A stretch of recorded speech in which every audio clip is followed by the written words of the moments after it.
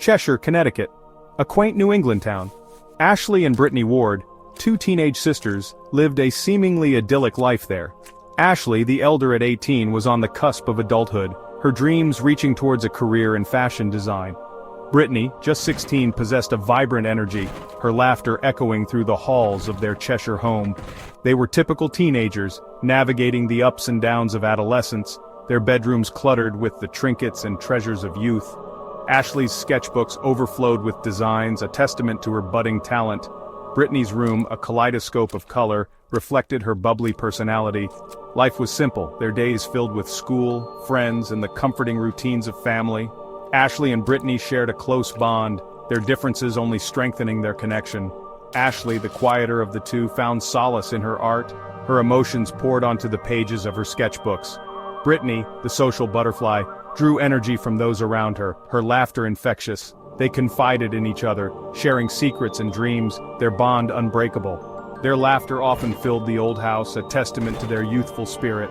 Their home, a charming if slightly worn Victorian, stood as a testament to their family's history. It was their sanctuary, a place of warmth and security. Little did they know, a darkness was about to descend upon their lives, shattering their peaceful existence and leaving behind a chilling mystery that would haunt the town of Cheshire for years to come. At the heart of the Ward household was Susan, their mother. A woman of unwavering devotion, she shielded her daughters fiercely, her world revolving around their well-being. Divorced, Susan bore the weight of responsibility with stoic determination. Her days were dedicated to providing for her daughters, ensuring their happiness and safety. Susan's world revolved around Ashley and Brittany. She worked tirelessly at the local library, her quiet demeanor a stark contrast to the bustling activity around her. The library, a haven of books and knowledge, provided her with a sense of purpose, a way to support her small family. Susan's colleagues knew her as a dedicated employee, always punctual, always efficient, but always reserved. Susan's protectiveness, however, often manifested as strictness. She maintained a tight grip on her daughters' lives, her rules unwavering. Ashley and Brittany chafed under her watchful eye, their teenage desire for independence clashing with their mother's need for control. Every outing, every friendship was scrutinized, every decision questioned. Susan's intentions were pure, her love for her daughters absolute, but her approach created a palpable tension within the home. Despite the occasional friction, Ashley and Brittany loved their mother deeply. They understood her sacrifices, recognized the depth of her love. They yearned for a day when their relationship could evolve, when trust and understanding would bridge the gap between them. Little did they know that day would never come. Their lives were about to be irrevocably altered, their bond with their mother tested in the most unimaginable way. Summer was fading, the leaves beginning to turn vibrant shades of red and gold, when Daniel Sanders entered their lives. A charming and seemingly kind contractor, he arrived at the Ward home with a toolbox in hand and a smile on his face. Daniel had been hired to renovate the aging kitchen, a project long overdue. His presence brought a flurry of activity to the usually quiet household. Daniel was a skilled conversationalist, easily engaging Susan in discussions about the renovation.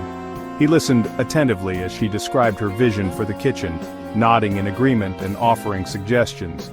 He seemed to possess an uncanny ability to put Susan at ease. His presence, however, had the opposite effect on Ashley and Brittany. There was something about Daniel's demeanor that unsettled the sisters. His eyes, a piercing blue, seemed to linger a moment too long, his smile failing to reach them. They felt a sense of unease in his presence, an unexplainable feeling that something wasn't quite right. They tried to voice their concerns to their mother, but Susan dismissed their anxieties as teenage dramatics. "He's just being friendly," she'd say. "You're being silly." As the days turned into weeks, Daniel became a fixture at the Ward home.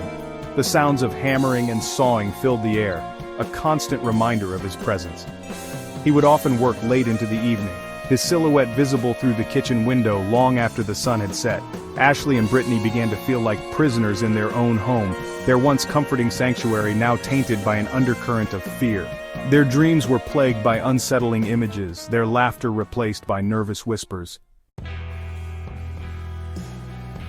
The renovation was progressing steadily, but with each passing day, the sisters' unease grew. Strange occurrences began to plague the household.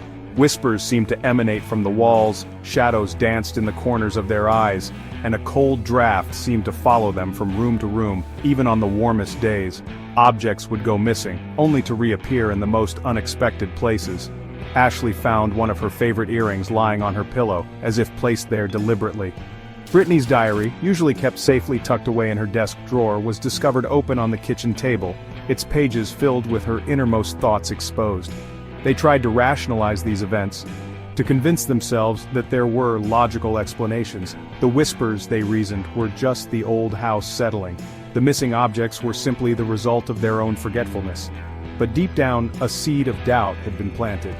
Their once unshakable sense of security had been shattered, replaced by a gnawing fear that something sinister was lurking just beneath the surface.